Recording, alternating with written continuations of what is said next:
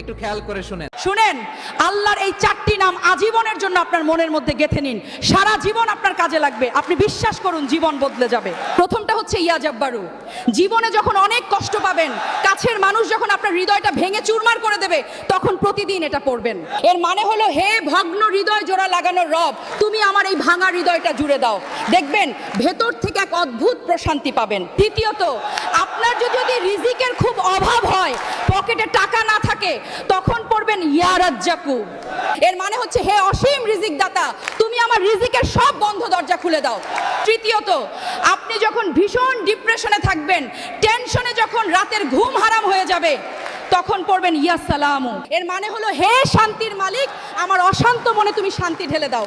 আর 4 number, বারবার দোয়া করারও পরও যখন দেখবেন দোয়া কবুল হচ্ছে না, তখন হতাশ না হয়ে পড়বেন ইয়া মুজিবু, মানে হে দোয়া কবুলকারী রব, তুমি আমার ফরিয়াদ কবুল করে নাও।